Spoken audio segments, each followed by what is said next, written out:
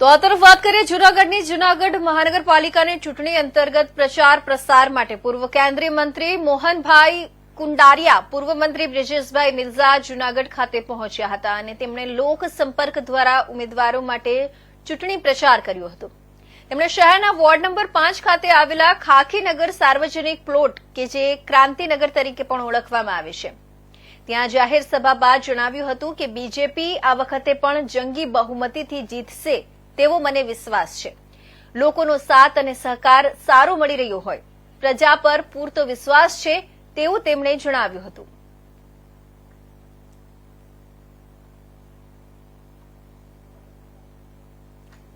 રાજ્યના ચૂંટણી પંચે સમગ્ર ગુજરાતમાં 68 નગરપાલિકા, 3 તાલુકા પંચાયતની જનરલ ઇલેક્શન અને જિલ્લા પંચાયત તાલુકા પંચાયતની પેટા ચૂંટણીઓ, નગરપાલિકાની મહાનગરપાલિકાની પેટા ચૂંટણીઓ અને સૌથી સિરમોર એવી જૂનાગઢ મહાનગરપાલિકાની ચૂંટણી। એ ચૂંટણીમાં આજે અમે સિંહ અને નરસિંહની ભૂમિ એમાં આજે એક કાર્યકર્તાઓને મળવા માટે અને ભારતીય જનતા પક્ષનો સંદેશો લઈને કેન્દ્રના પૂર્વ મંત્રી શ્રી આદરણીય શ્રી મોહનભાઈ કુંડારિયા સાહેબ અને સાથે જ રાજકોટ જેવી મહાનગરપાલિકાના સ્ટેન્ડિંગ કમિટીના ચેરમેન રહી ચૂકેલા પુષ્કરભાઈ સહિત અમે આજે અહીં આવેલા છીએ। અમે આજ બપોરથી સતત જૂનાગઢમાં જુદા જુદા વર્ગના લોકોને મળ્યા,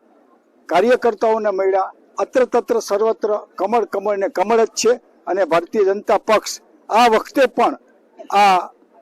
મહાનગરપાલિકામાં વિજયનો ડંકો લહેરાવી રહી છે।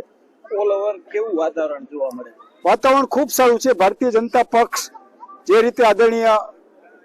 પ્રધાનમંત્રી શ્રી નરેન્દ્રભાઈ મોદી સાહેબે કેન્દ્રમાં અને આપણા મૃદુ અને મક્કમ મુખ્યમંત્રી શ્રી ભૂપેન્દ્રભાઈએ ગુજરાત સરકારમાં જે કામો કર્યા છે, લોકભોગ્ય કામો છે, વિકાસના કામો છે, એમાં જૂનાગઢ પણ જોતરાઈ રહ્યું છે અને ભૂતકાળમાં ખૂબ આ જૂનાગઢને વિકાસની પરિકલ્પના જે હતી એ સાકારિત કરવામાં અમારું જે મહાનગરપાલિકાનું બોર્ડ હતું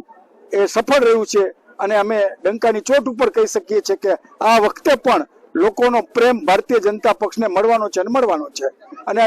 ભારતીય જનતા પક્ષનો અહીં જૂનાગઢ મહાનગરપાલિકામાં ઉપસ્થિત